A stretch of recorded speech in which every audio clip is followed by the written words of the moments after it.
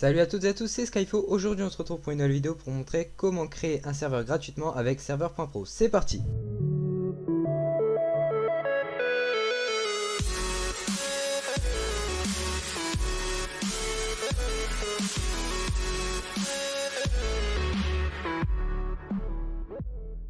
Donc pour ce faire, pour créer votre serveur, il faudra aller en description sur le lien ou taper serveur.pro, donc le lien sera en description.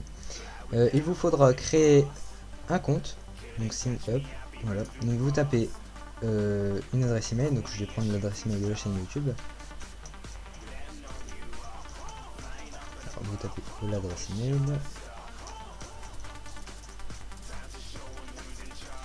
Ensuite vous cliquez sur sign up.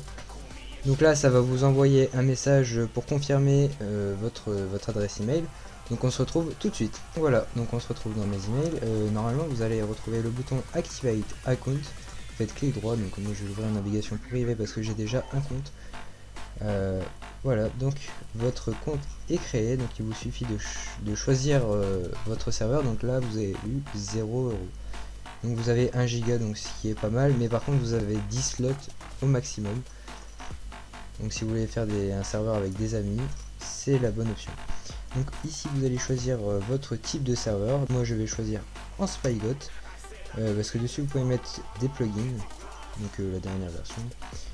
En Java Edition, donc ceux qui ont Terraria ou Minecraft Bedrock Edition, faut choisir.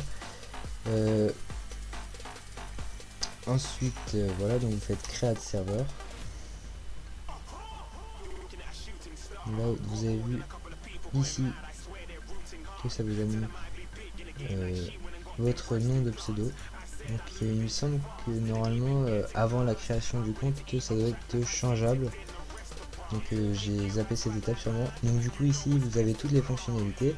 La console du serveur. Donc là on voit que ça se charge. Le FTP, donc c'est ça qui est assez cool. Vous avez juste à copier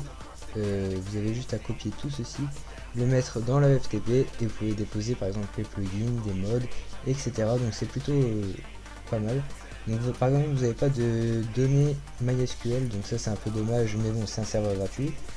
Les backups c'est pareil, donc vous pouvez faire des sauvegardes manuelles. Donc les erreurs, et vous pouvez réinstaller votre serveur. Vous pouvez aussi créer des nouvelles maps.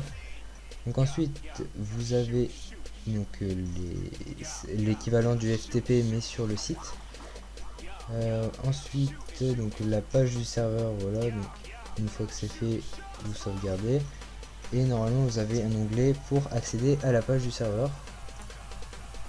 Donc en allant, je ne sais pas où, mais on peut avoir sa page. Donc si je fais peut-être clic droit nouvel onglet, non, ça me remet la même chose, donc c'est pas grave. Donc ensuite vous pouvez mettre des plugins. Vous avez une large sélection de plugins. Vous pouvez taper même le truc le plus important qui est Word Edit. Il est présent.